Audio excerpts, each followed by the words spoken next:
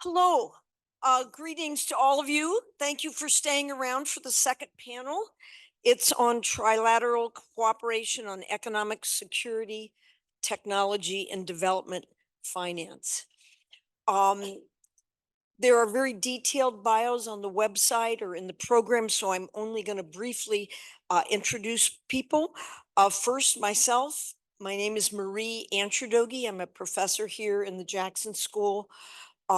Mainly do research on Japan, but also teach courses that compare the four East Asian countries. I also chair the UW Japan Studies program. Our first panelist is going to be Jessica Lau, Associate Professor of Political Science at North Carolina State University and a Woodrow Wilson China Fellow, 2020 to 21. Our second panelist will be Troy Stangaroni, Senior Director and Fellow at KEI. And then to grill them, we will have Clara Gillespie, Advisor to the National Bureau of Asian Research, what we call NBR here in Seattle. And she is the official U.S. delegate to the Energy Research Institute network. So again, the rules are pretty much the same that Clint mentioned earlier for the first panel, 12 to 15 minutes. After 12, if I don't think you're wrapping up, you're going to get a piece of paper in front of you that says 1 more minute. But anyway, please, let's start with Jessica.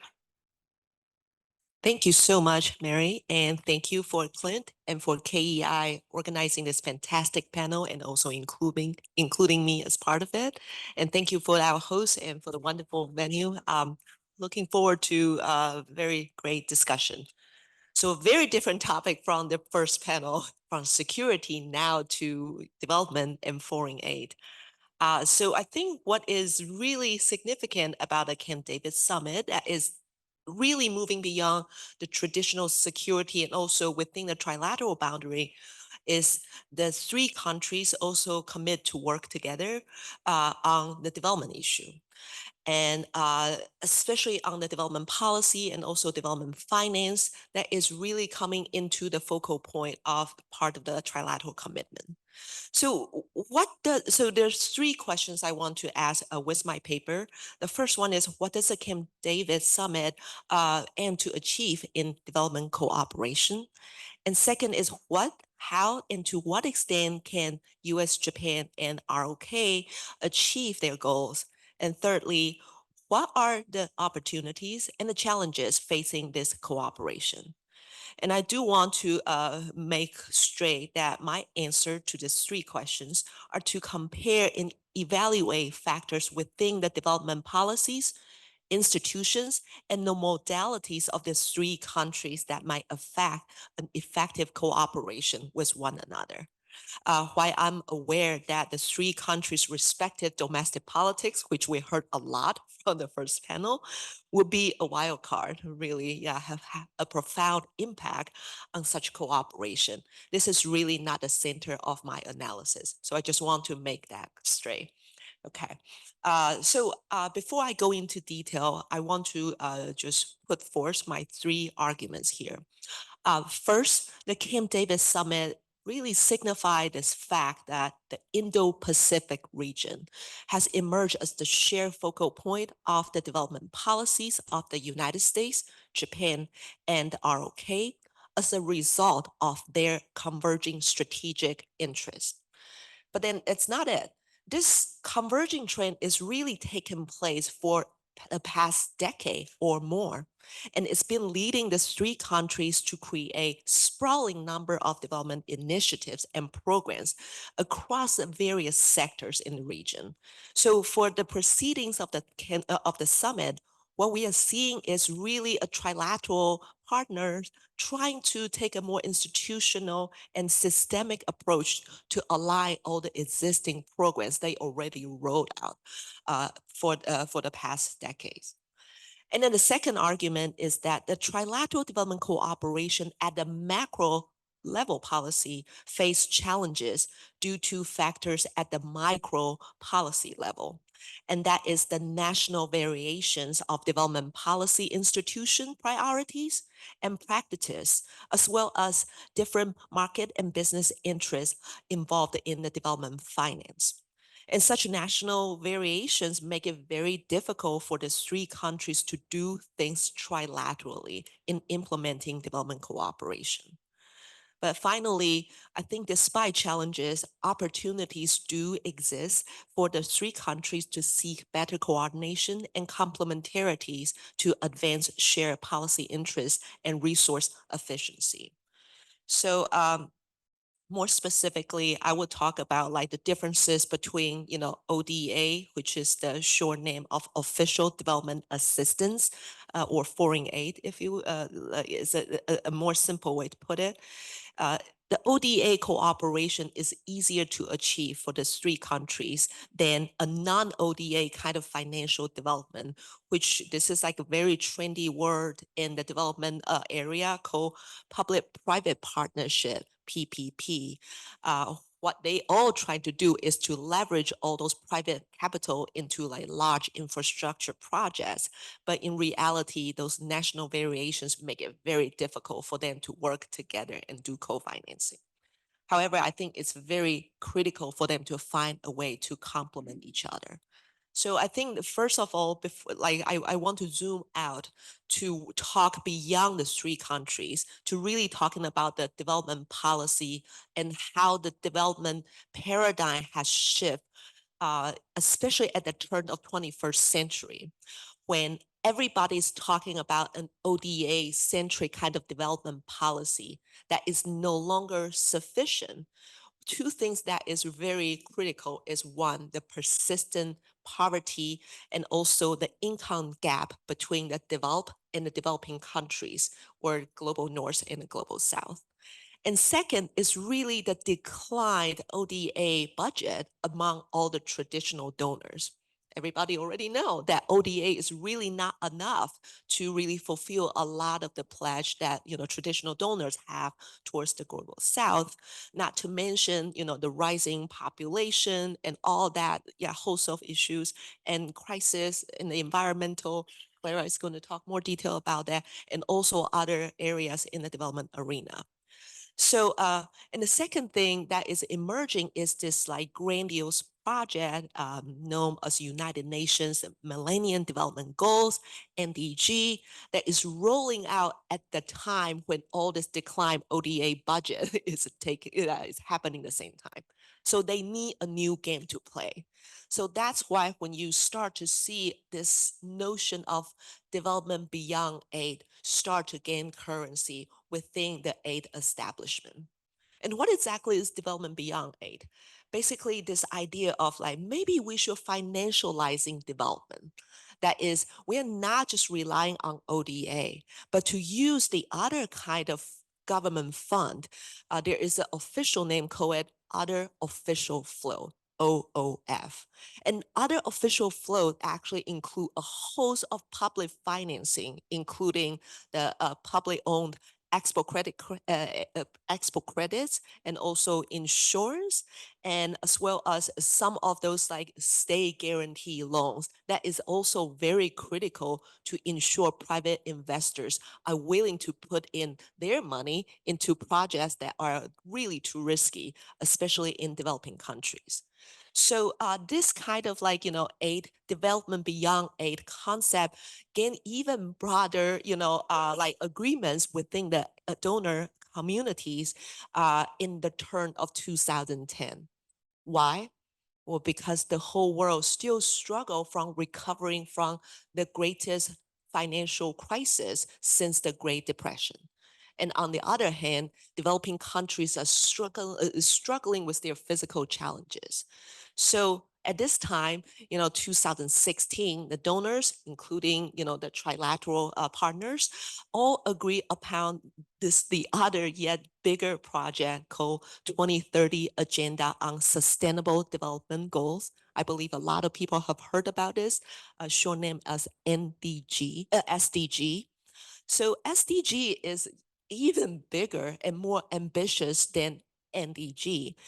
It required 10 times of the fund than the MDGs. So how do they have money to, how do all the donors have money to fulfill their pledge?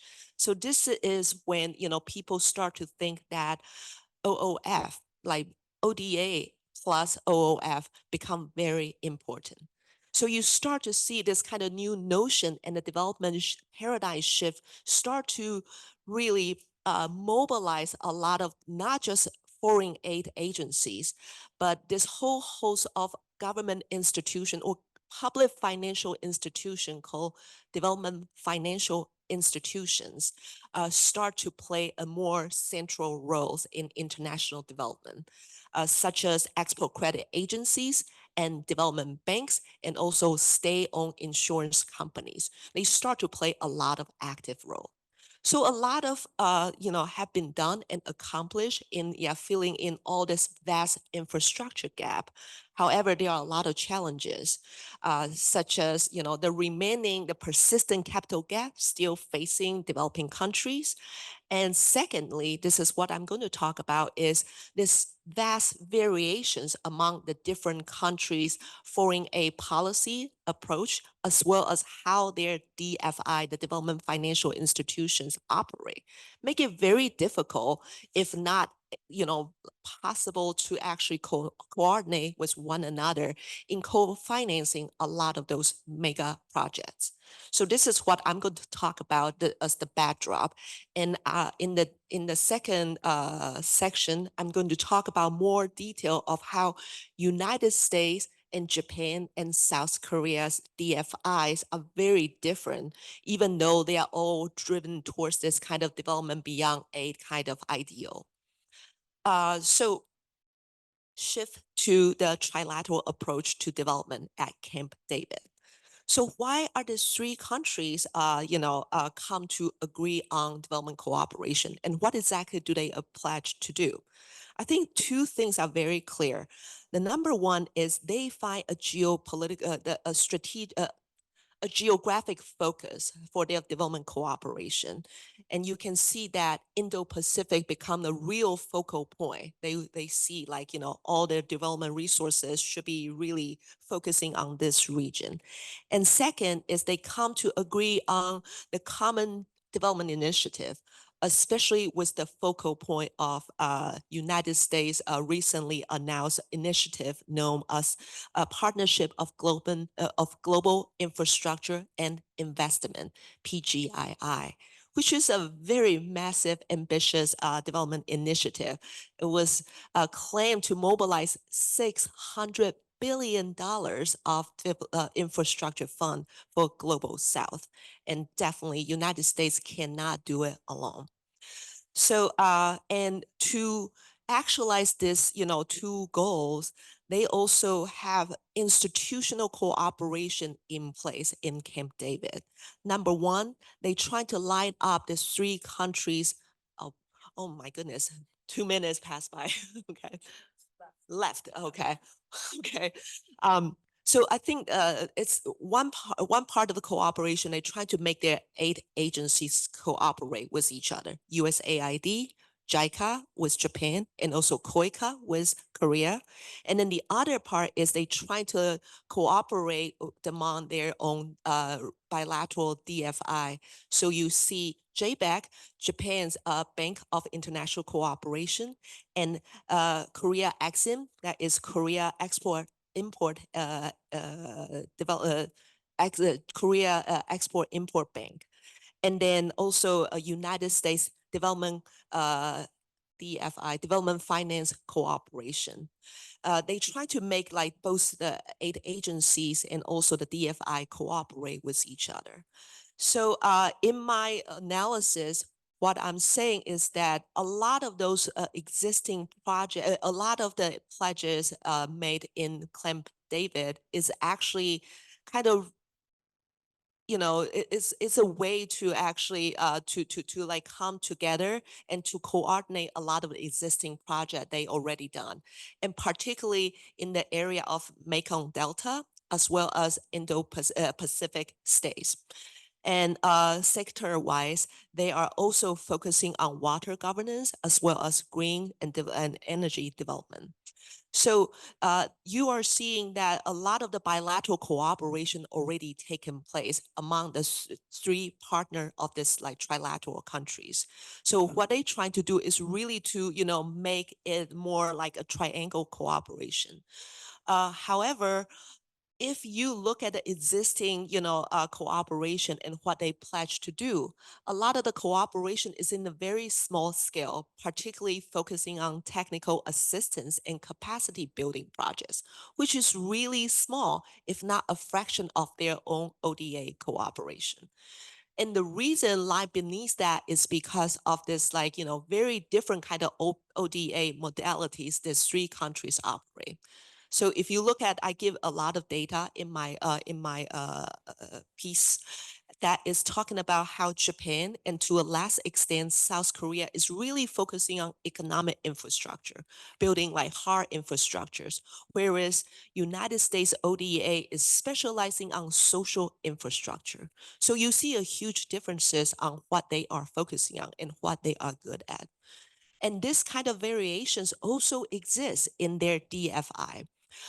So for for JBAC and also for Korea Accent, you can see this very clear mandate in promoting the PPP kind of project on the one hand. And on the other hand, they are very much carrying this kind of dual mandate of promoting not just developing countries' growth, but also on their own firms' trade and business interests. So this kind of like dual promotions is really underlying this very much state-led capitalist ideal that is embedded in this two countries development model. And that is also shows the contrast of the United States ideal, to promote like development. Because, and if you follow the debate of the creation of DFI, which was formerly known as OPEC, overseas private investment corporations, you can see that United States have a very different view of this kind of state-led capitalism. And that's why I think the biggest sticking points for the three countries DFI to cooperate is because DFI so far, we cannot finance any kind of like a project that is involved with the state-owned firms, which is actually the main carrier, okay, the main carrier of infrastructure projects in developing countries. Therefore, it's very difficult for them to do co-financing together. Okay, I'm going to make the final point, which is even though it's difficult for them to do co-financing together, I do think cooperation has meanings in order to, to figure out a good way of complementing each other's strengths as well as weakness. So I would give out more detail about like how they specializing on different geography or locations, as well as on different sectors. They might think of like how to complement each other. And I run out of time. Yeah. Well, thank you. Thank you, Dr. Ha, and thank you to Jackson School and Ian and everyone for having us here. And thank you to my colleague Clint for having me involved in this project. So on the last panel, Jeffrey asked a question, which was, what can we learn from the past in terms of trilateral cooperation that might help us sustain it this time? And it's an important question.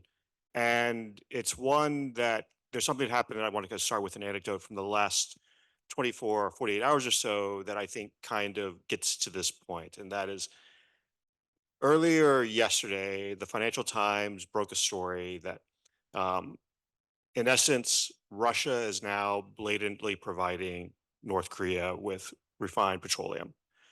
Before you'd have these ship-to-ship transfers, we kind of knew what was going on and everything and all, and you could debate whether the Russian state was involved or was just looking at other ways firms did it.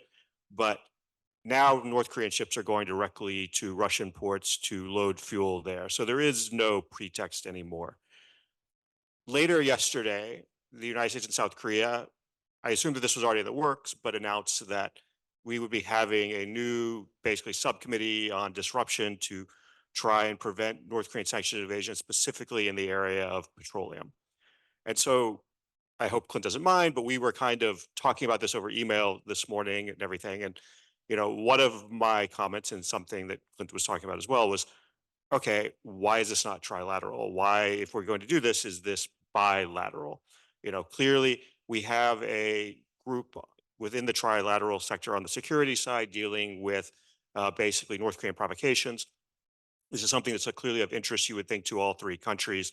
Why is this a bilateral mechanism rather than trilateral? And this isn't a criticism of, state or MOFA or anything, but I think what I really try to get at here is that if you really want trilateral cooperation, and one of the things that was talked about at Camp David was, how do you institutionalize it? You have to think trilateral. When these issues arise, where does it make sense for the three countries to work together? And I think that's a skill we're still learning. And until we learn that skill, it won't really be institutionalized. It won't really be full trilateral cooperation. It's going to take time, but I think this is sort of one of the things that gets to this whole issue. And so with that, on the economic side, there's essentially, you could almost say maybe a development pillar, and then there's an econ and technology pillar within the Camp David Summit. And in essence, there are about 6 or 7 things that we agreed to do on the economic technology side. One is to have an annual meeting of commerce and industry ministers meetings. That meeting has not been held yet. There is, if you go through press releases, discussions of that we're planning for this meeting. So hopefully it will happen sometime in the next, before we've hit the 1-year mark for Camp David.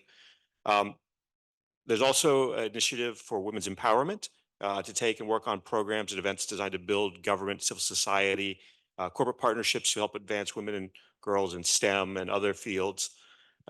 We're developing an early warning supply chain system, specifically in areas like semiconductors and critical minerals and things that are of importance to all three of our nations.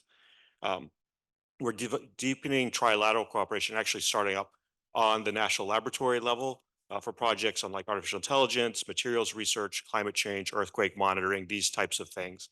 So we're trying to move forward on scientific cooperation.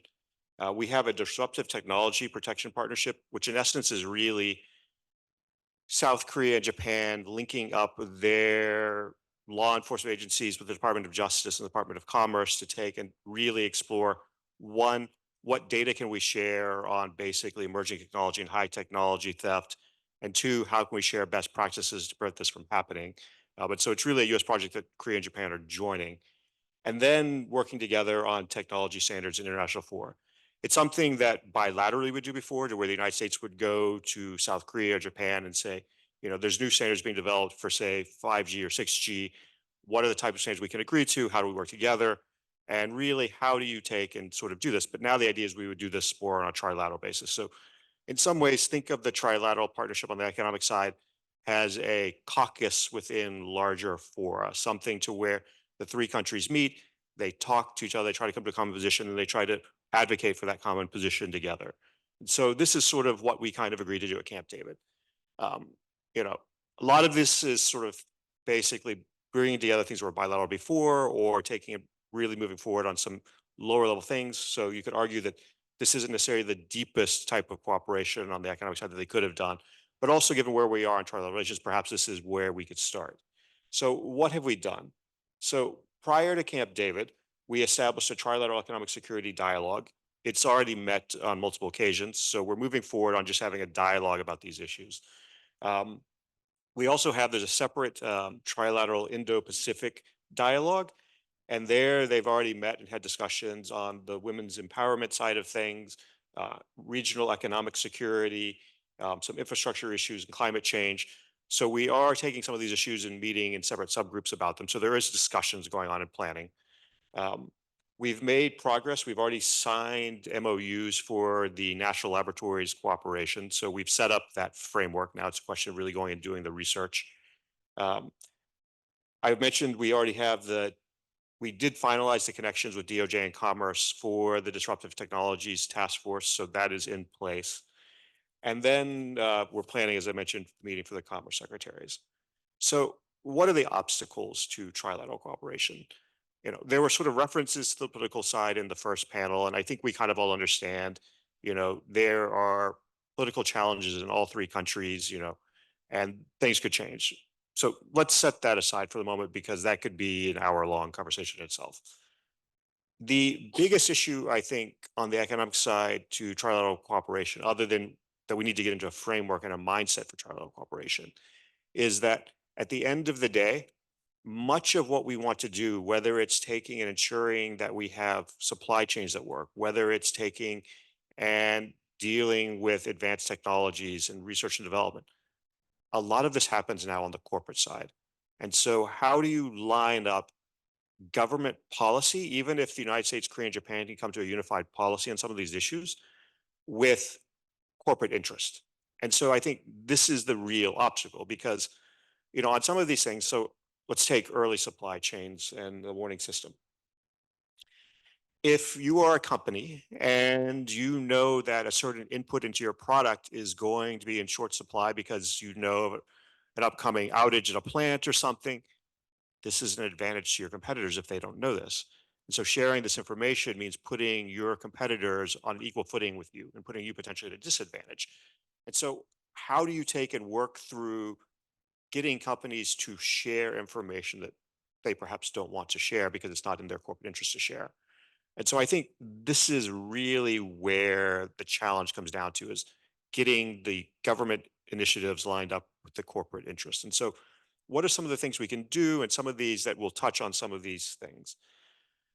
So on a supply chain warning system, you know, I think really the biggest thing you need to do here is because we want to do this on specifically like critical minerals and semiconductor inputs, is look at kind of where there is overlapping interest and how do you incentivize it.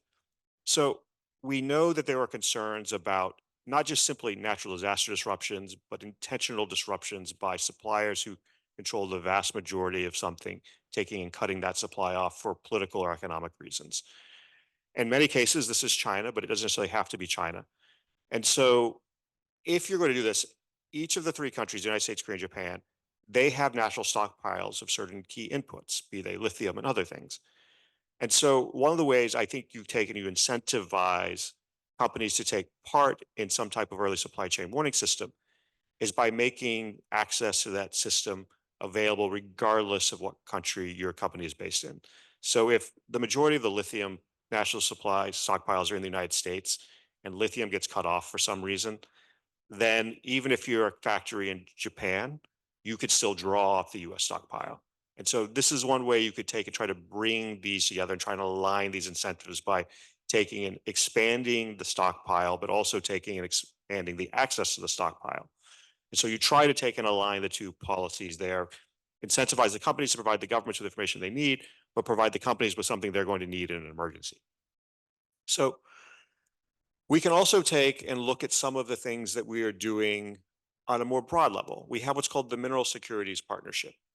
And in essence, what is that is designed to do is to take and to develop one, sustainable access to critical minerals, but two, to bring and create supplies outside of China.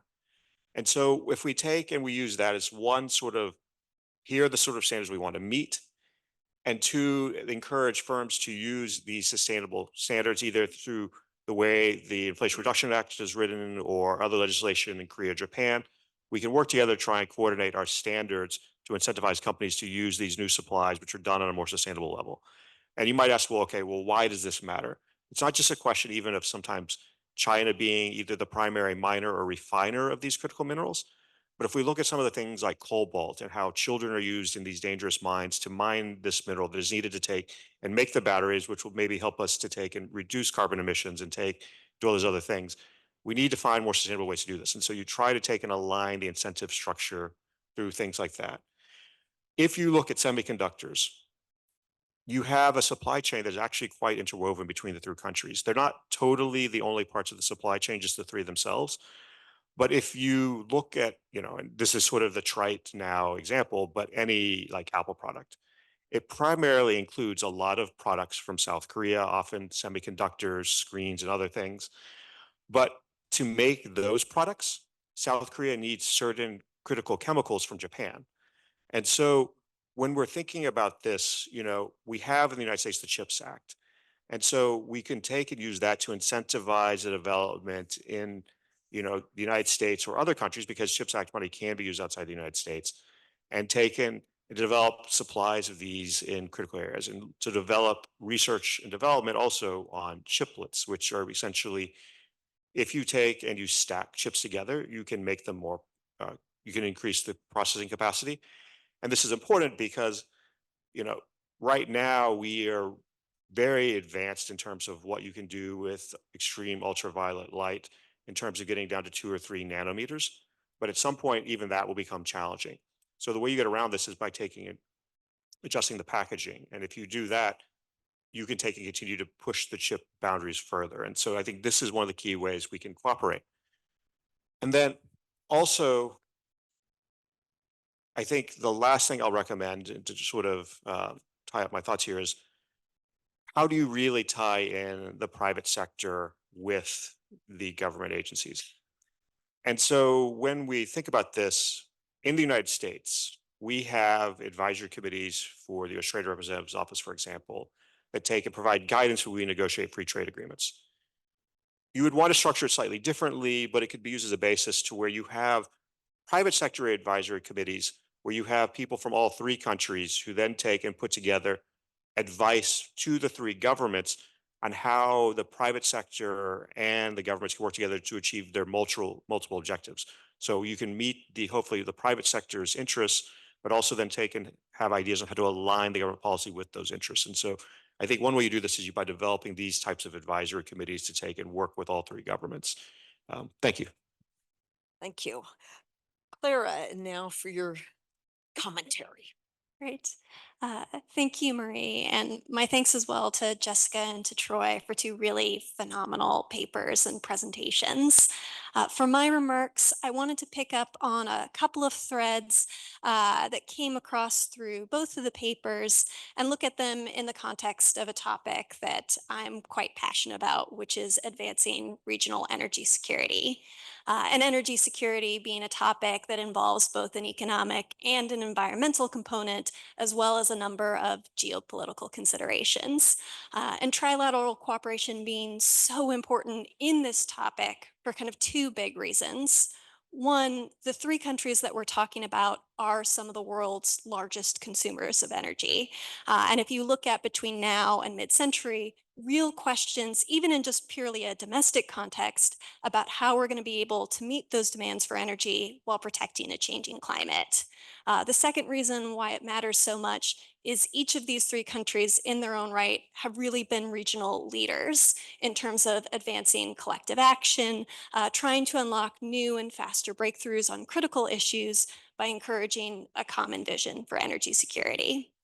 So to turn to the papers in particular, 3 particular themes that I wanted to pick up on. The first being this idea of positioning regional or trilateral cooperation to respond to an urgent regional need. And Jessica, I warned you I was going to bring this up a little bit. When reading through your paper, I felt at times that you saw infrastructure cooperation as something that was important, but maybe too much of a focus to date and where trilateral cooperation has been. I actually think it's the really big, urgent topic that these 3 both need to address and where we can make a huge impact. To talk about the power sector needs in particular for some of these challenges, there's a wide spectrums of tasks that have to be completed, everything from building out renewable energy supply to thinking about transmission and distribution infrastructure, new power plants. The Asian Development Bank put some numbers to this in particular in the context of developing Asia and said that under current policy scenarios, there is a need for investment on the order of 530 billion every year between now and 2050. That's under current policy scenarios. If you talk about some of these more ambitious goals that we've heard for decarbonization or net zero by 2050, that number gets adjusted to $707 billion, again, per year. And then, Troy, you talk about as well some of the more ambitious climate targets. If these numbers do not include things such as greater adoption of electric vehicles, the idea that we're going to be switching some of these tasks to demand more electricity. When you do that, the number by some estimates goes up to 1.4 trillion a year. And I underscore these numbers not to give anyone a panic attack at the end of the day, but really to make explicit one of the assumptions that I think is beneath the surface here. And that's that when we talk about trilateral cooperation, no one is thinking that this is a need that can be met entirely by these three governments, or even by these three governments and their development banks. That being said, there is a real positive and significant role for these three in trilateral context, not just in terms of making the money available, but also helping to crowd in investment from other partners. And this can take a number of forms. It can be these three working together to assume some of the early risks in these projects, supporting feasibility studies, which are often hard for smaller countries to take on, but really critical for them actually building the projects. Every conversation I have in developing Asia, whether it's South Asia or Southeast Asia, also focuses on the needs for capacity building as really what's going to take this to scale. And sometimes what the ask there has been in a trilateral context is for these three to do more together. Other times it's for them to plug in more directly to the regional architecture that's already there, the things that are happening within ASEAN, within other areas of South-South cooperation, which brings me to my second thread that I wanted to pick up on and highlight a little bit more explicitly. The fact that if we compare these themes, I think, to the themes of even the last panel, we're talking about issues where the cooperation is actually already fairly robust.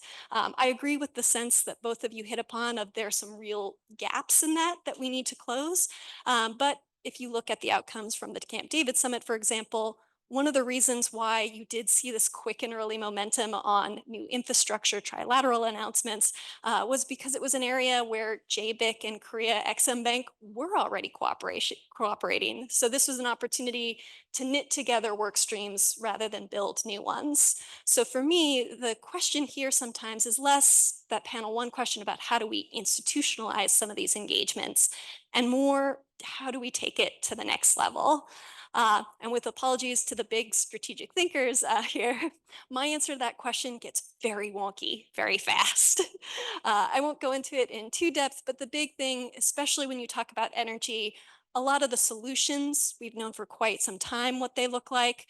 There are needs for technological breakthroughs, but a lot of the technologies that we need, we already have today.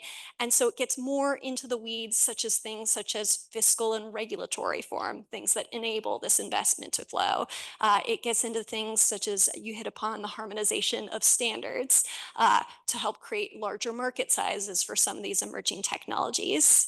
And maybe, one point I'll underscore there that came up in both of your papers is that we sometimes take these wonky issues a little too far in treating them as politically neutral or just economic and not economic security, rather than acknowledging that the thing that's going to be hard for trilateral cooperation is these are issues where standards can have winners or losers depending on whose standards get selected. And each of these three countries are coming to it knowing if one outcome will be their winner or loser in it. Right, I could say a little bit more on that, but I'm going to get too wonky on it. Instead, turn to my third point, which is I did really appreciate that both papers picked up on the important role that the private sector has in these conversations.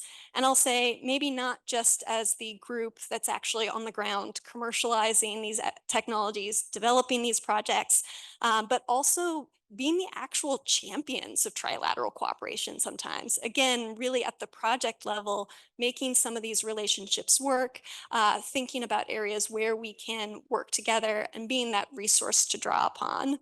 I did appreciate the attention into the paper about the need for governments to think about how to better bring in the voices of the private sector into these conversations.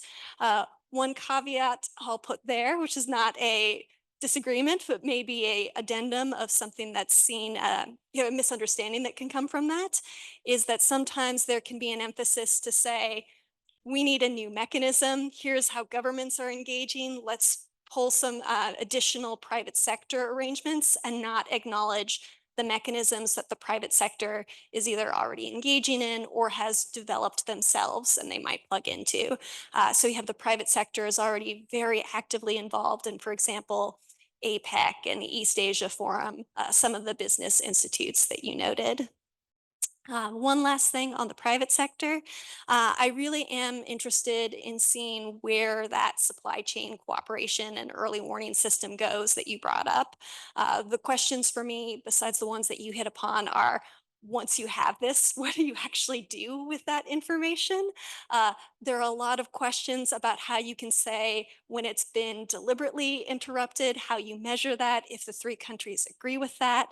I'll also say that one of the areas where this needs to go is not just about developing new production or stockpiling, both of which are important, but also things like resource recycling, improved efficiencies, things where when we think about the pyramid of kind of trilateral cooperation, we often think about the kind of pillars of the US Korea and the US Japan as being the strong points.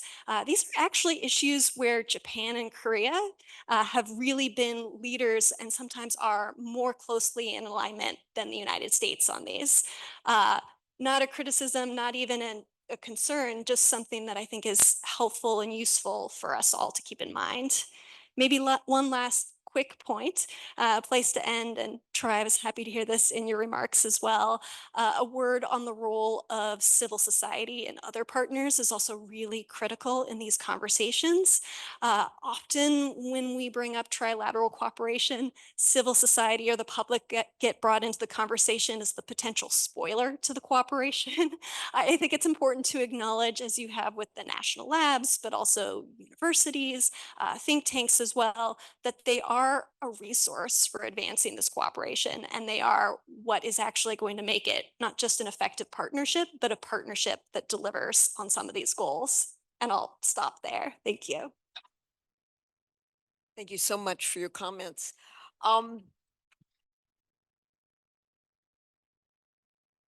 Jessica and Troy, if you'd like to take just a couple minutes to respond to Clara's, and then we'll move into other questions. Thank you so much for a lot of constructive comments and feedback. And I definitely will incorporate them into my revision. And yeah, I think my policy context section did emphasize too much on the historical part when I was rereading it. And I think the urgency is really at present. If you see the climate crisis that the whole Indo-Pacific is facing, it's really it's one of the reasons that the trilateral partner come to this conclusion, because the urgency, the pressing need of addressing the region's, climate resilience as well as the energy transition. And they see a very important role that they can fill. And not saying that they can do it solely, but at least there are synergies that they can pull together. And I'll just quickly go through another point on the private sector cooperation. I think it's really important, especially when it comes to development finance, because the whole notion of PPP is to leverage private investment, and the trilateral cooperation would not come into fruition without the participation of private sector, right? So when it comes to development finance, I think private banks play a huge role in making it, feasible. And if you're just focusing on this it's three DFIs, they are all public finance, and left out all those private banks, which also have a huge interest in, enhancing their image, if not, well, I think, yeah, a lot of them, they're all talking about ESG now, the environment and, social and governance. So I think a lot of the private banks now are actually taking a sincere interest in participating in that. And you can see that as Citibank's participation in the latest G7 summit. That shows that they are also trying to app up on this game of PPP game. So I think there are opportunities to leverage trilateral cooperation to engage the private sector. And I definitely will pay attention on that in my revision. Thank you. So winners and losers, I'm glad you brought that up because so this is sort of trilateral, but not quite, in the sense of that there is a Japanese semiconductor firm called Kioxia. It has a partnership, but it's not merged with Western Digital. The US and the Japanese governments wanted to merge them to create a larger semiconductor firm to build up semiconductor resilience. It turns out, though, because Kioxia was spun off from Toshiba, Toshiba had been going through a bad period, that Bain Capital put together a consortium to sort of buy 60% or so of Kioxia. One of the people in that partnership was SK Hynix. SK Hynix had a private sector incentive to not create a company that in the end of the day would have been bigger than it was as a semiconductor producer. And so they didn't agree to the sale. It didn't go forward. So even when you do things that from maybe even all three governments, and because in general sense, I think the South Korean probably would agree, greater semiconductor relates is the interest of all three countries, but there would have been a Korean loser on the side of this. And so that's something that I don't think Seoul or even SK Hynix itself would like. So this is a real challenge here that you have to work through. How do you make this so that way companies in all three countries can benefit? And that's really hard to do because even when we talk about like EVs and things, in some ways, Korean companies have an advantage, even though Panasonic started in this industry with Tesla first, under the Inflation Reduction Act, because it's helping to incentivize a lot of their production. There's basically three of them in the industry rather than the one on the Panasonic side and the Japanese side. So here, Korea might actually benefit more, and Panasonic could end up being a loser. So I think that's a real challenge. On the utilizing of existing private sector mechanisms rather than trying to have a government mechanism, I actually hadn't thought of that, to be honest, because I was thinking of this is in terms of like, here's what the governments want to do. How do I take and bring people into the government? So I was just thinking about it from the other direction, but that's a really good point to talk about as well. Yeah, thank you. Well, thank you. While you all think of some questions, I'm going to ask two. The first one is to both of you, and that is about the role of political change possibly in the future that everyone has been trying to avoid tonight. And I know it can take an hour, Troy, so I'm not asking for an hour-long answer. But this isn't just Trump versus Biden, who we already know. President Yoon is a very different president than President Moon was. I mean, if you look at Japan-Korea relations, it's just, it's been fantastic what's happened so quickly once President Moon came in. So it is really important. I think in Japan, it's less an issue. I mean, even if Kishida goes away, quite frankly, we're going to get another LDP guy that's going to be fine. So that's my first one. And then the second one is really more to Troy. I really like your point about how government's interests don't always align with private sector ones. And you mentioned the US CHIP Act. That's not even really trilateral. That's even more, right? I mean, we've got ASML and Taiwan and, but if you could just kind of give some thoughts about, how likely is the end game that Biden envisions, how likely is that to actually, um, you know, be achieved over the long run? So the first one is really the fragility of this trilateral alliance, and then just some comments about US chip down. Thank you. That is precisely the reason in my piece I try to stay away from like domestic politics. Exactly. But luckily, in the realm of development and foreign aid policy, I really see that the three countries, regardless of the partisan and also the electoral cycle and all that, they come to a very clear agreement on this is the common goal they are all going to achieve. And also, second, you see that it's hard to say during Trump administration they did slash like a USAID budget tremendously. But because the ironic turn of the, how OPEC is turned into DFC is precisely because of the pressure to compete with China. It make, all this debate and like the unsettled feeling about, adopting this kind of state-led development financing, practice it is really just not a matter anymore because everybody is all focusing on the geopolitical importance, which is to, game up to compete with China. And you see that too, like in Yoon government, well, actually in Moon government, the new South policy already like hinted on increasing ODA budget. And I think the new budget this year for South Korea now is 30% increase of their ODA finance. You see this like very consistent commitment now going into this realm. But the second question is about how do you actually mobilize the private sector and the private capital into doing development finance? And I have to be honest, I think I'm kind of in line with Troy's that you see a lot of competition among their private banks.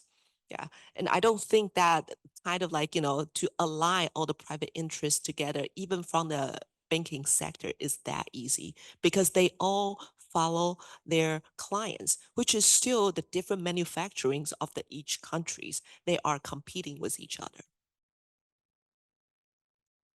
I mean, this is why we see European banks do things with Iran and North Korea from time to time and others. It's, they think that they can get away with it. And so they see a financial interest in earning the money off it.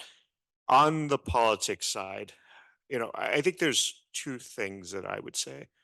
One is that this idea of institutionalization, which relates to the politics question, it's something that happens over multiple administrations in each of the countries. The only way we get there is if it doesn't, to be honest, this is irrelevant of whether Kishida loses power soon, whether Trump wins or not. It's that if these mechanisms or some variation of them, because let's be honest, every government likes to tweak things and all, but if the broader thrust doesn't survive them, you can't institutionalize it.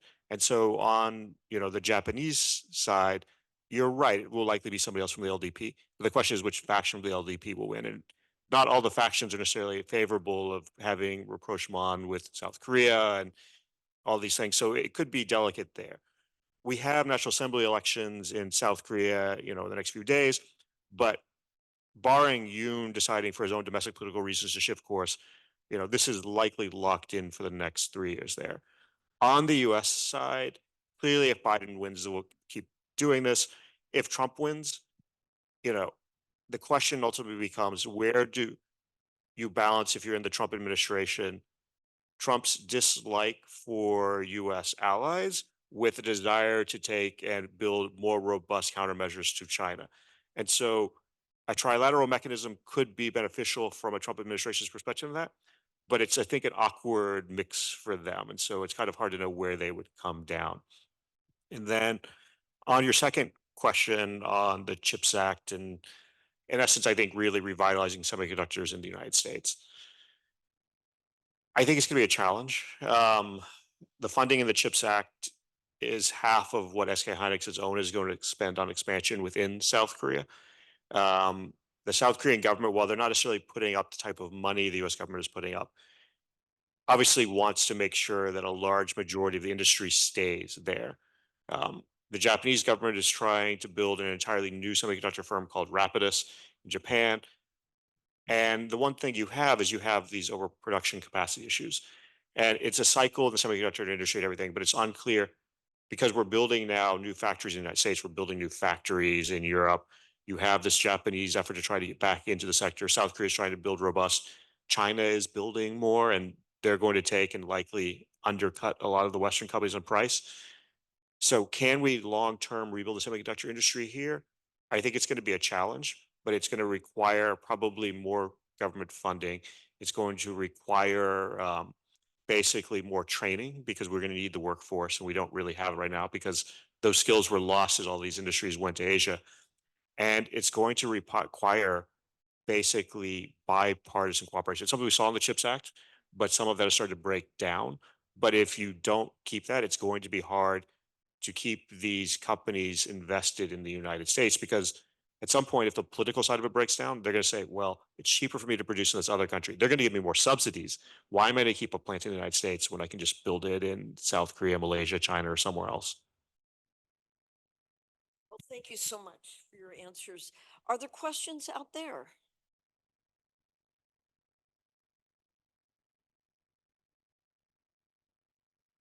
Yeah, thank you. This may be for Troy, but others too. what's the relationship between the Camp David agreements on economic cooperation and the Indo-Pacific economic framework? I thought the IPEF was supposed to solve all these problems on its own. So is trilateral cooperation inside IPEF, beyond it, or outside of it? What's the fit? Well, the first question is, does IPEF exist anymore? So there is obviously the supply chain part. And so I'm glad you asked this, because the early warning system is supposed to be like a pilot project for the IPEF supply chain. So they're actually somewhat explicitly connected. The other part of this is how many of the other IPEF pillars will ultimately come to fruition. We know there's going to be real challenges on digital cooperation, because basically you've had a sharp shift in the US government's view of the use of data and its ability to be used overseas or not stored in the United States or somewhere else. So I think some of this will just kind of depend on one, and this is where the politics does matter. Does Biden win? Two, if he does, how much does he feel he can move forward on IPEF? And then within IPEF, how much of the trilateral cooperation gets embedded within that? And then if Biden doesn't win, does a Trump administration just toss it to the side? In which case, then the question is things like the early warning supply chain early warning system. Can you keep that and build off it to build something more robust trilaterally that maybe in time is expanded outside of that? Or does that die off as well? So it's kind of, the politics here could really matter on sort of your question, how this goes forward.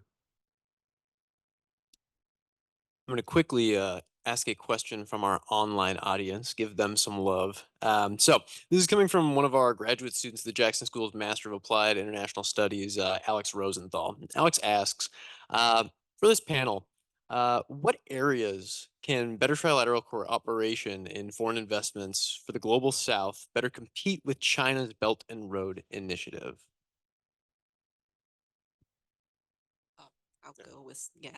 So in my paper, I actually address a couple sectors, particularly energy and also the ICT sectors. And in fact, just early this month, the three countries, DFI, JBAC, and also DFC, and also Korea Exim, actually have a high-level senior meetings, and they come to agree on certain like areas, particularly India, and also on the ICT sectors as the first area that they're going to work on. And you see this kind of like, like common agreements on the sector, like they are like trying to narrowing down the area that they can like cooperate on.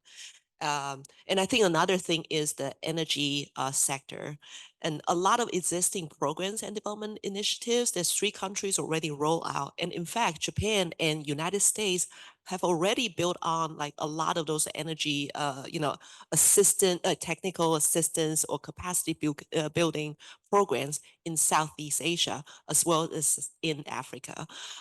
So I think this kind of cooperation needs to bring in South Korea, which also have its own like capacity building programs and have a lot to contribute.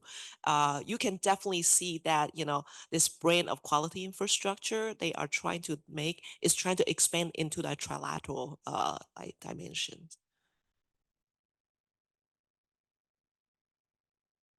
Maybe Clara can, yeah.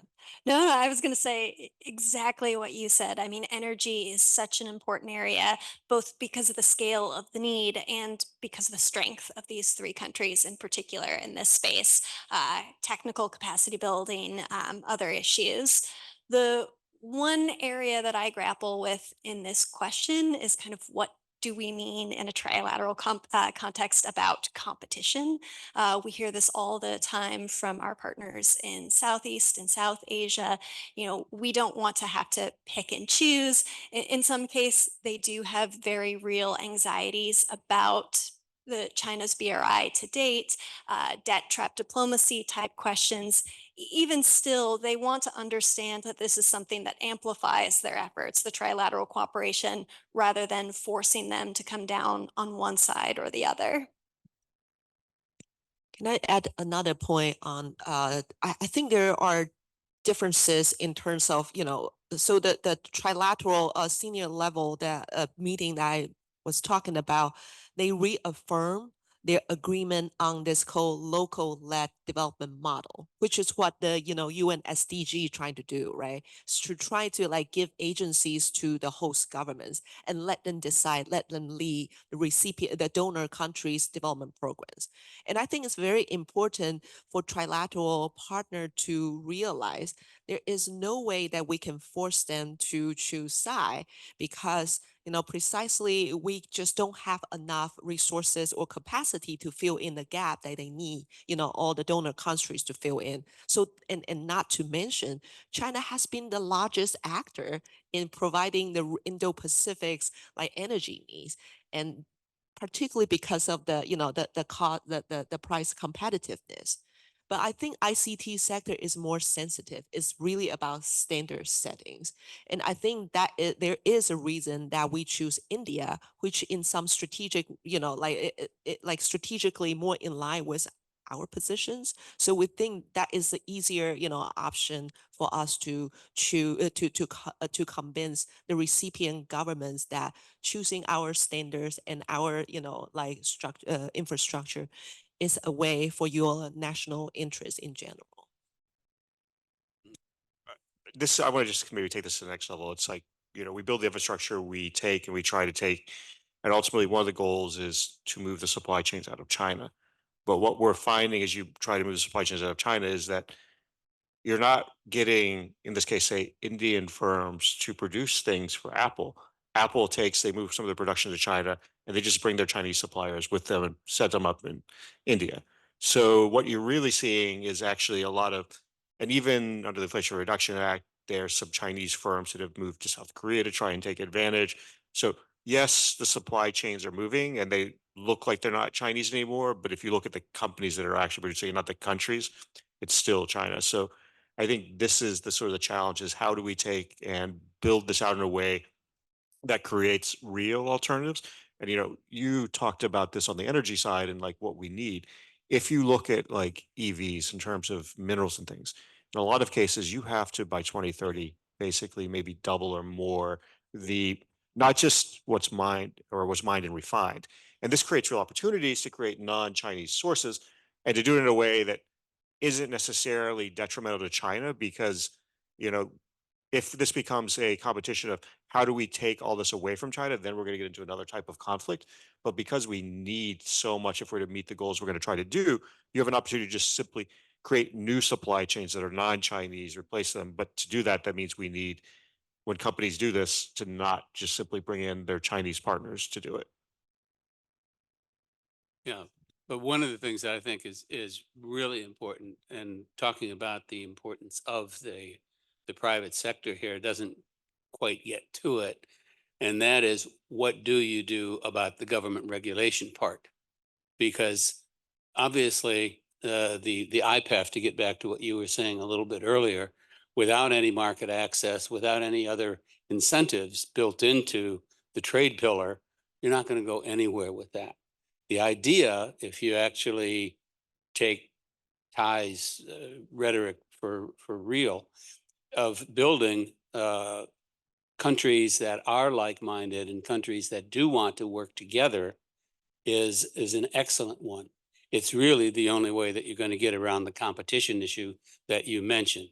People are going to have to look at the pie. They're going to have to cut it up in such a way that makes sure that not only do they have their own supply chains, well, we can get to supply chains later, but make their own revenue streams not badly hurt, but also how they can compete against the economic coercion that comes if, say, China or Russia or somebody else decides to retaliate against them with high tariffs or with cutting off their supply of the very raw materials that you're talking about. And I think that the trilateral, we really missed a bet in that first panel, because when you talk about the reason for that trilateral existing, if you don't have the economic side, you are missing the majority of the reason for having a trilateral. You've got three of the most technologically advanced, educationally superior, financially savvy countries in the world which can make a dent in the way in which supply chains are constructed. And the fact that you actually do have someone like what's her name at Commerce, she's doing a fantastic job.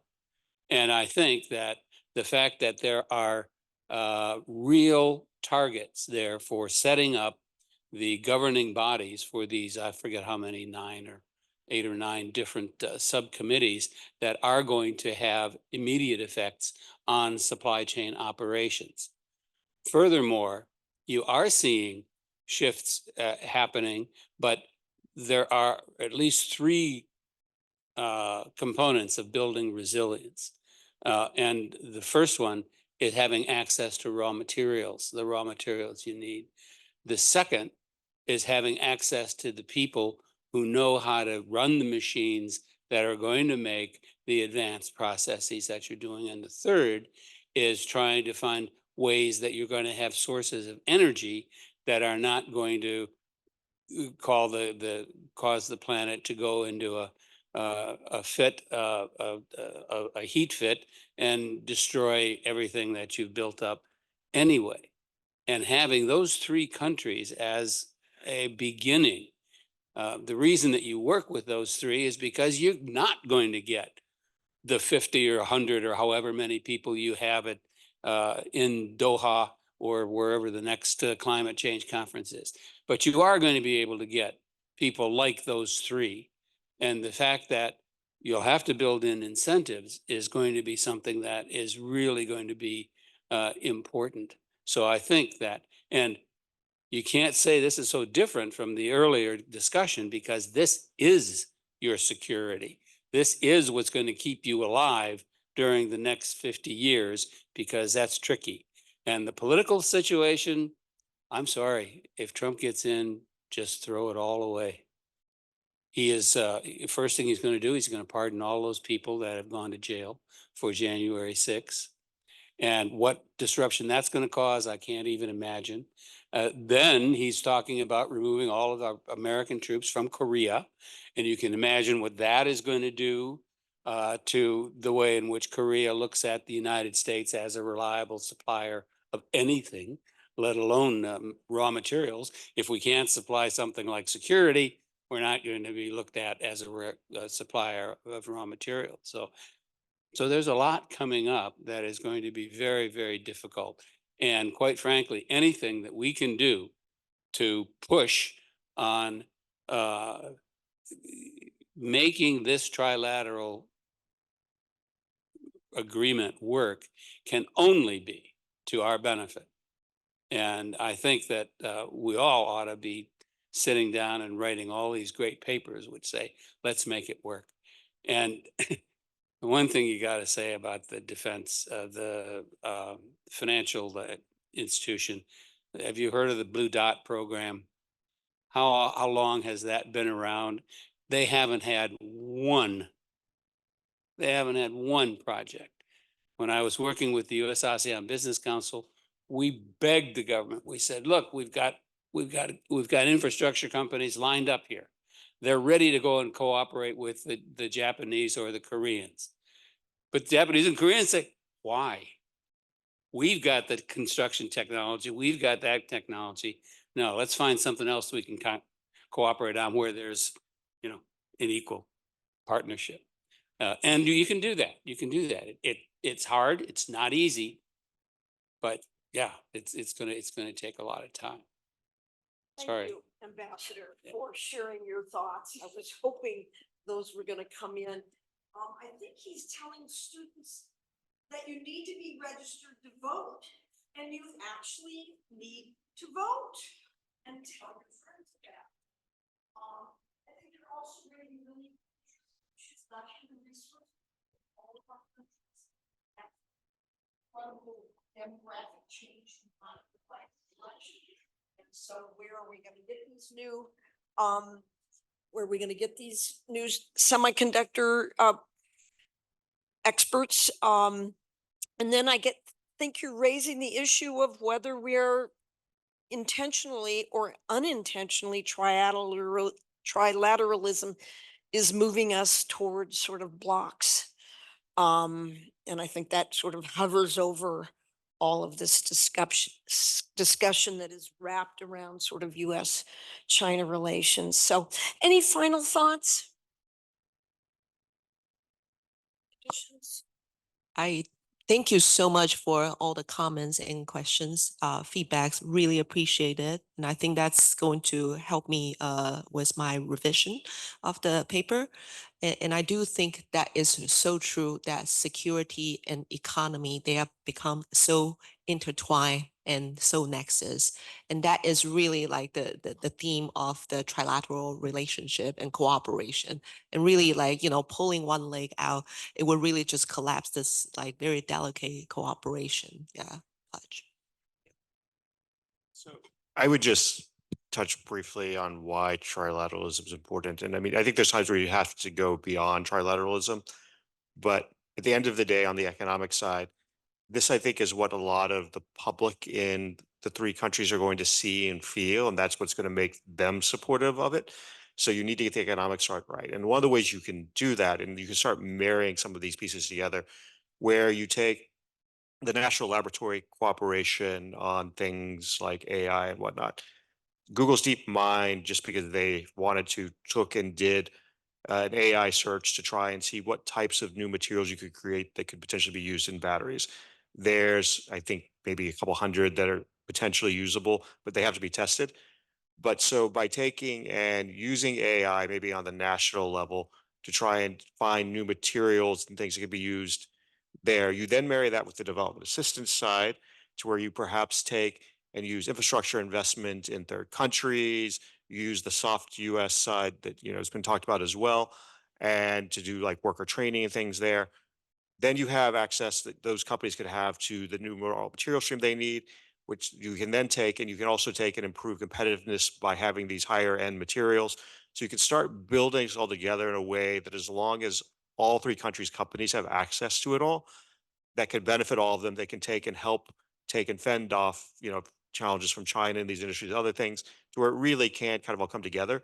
But we have to take those individual pieces and start finding ways to bring them together to make it work.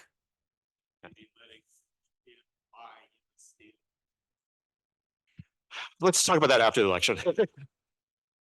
Well, I think that the point is there is no like standardized kind of approach. It has to be like piece by piece and ad hoc, but it has to do it, consistently, and which is the real obstacle. Yeah, I was just going to add to that and say, I think the thing that we heard is for looking at these topics, there's no dearth of issues that we could work on together. The big questions are going to be, how do we think about priorities and the urgency and speed for making this happen? Well, thank you all. Clinton's going to come up and thank you again, but I just want to thank my panel for all of your great work in thinking about these major issues of economic security and development finance, which are so important. So Clint, final words. Thank you, Marie. I don't want to belabor the point. I really want to thank everyone for sticking around. There's a payoff for your patience and fortitude.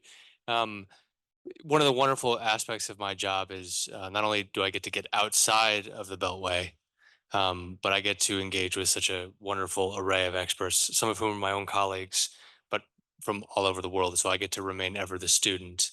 And this panel is, no exception, sort of a startling example of that. So thank you all of our panelists for making the trip here and joining us, and for all you joining as well. And do keep an eye out for Korea Policy, where all their wonderful ideas will be published in mid-May. Thank you everyone for joining tonight.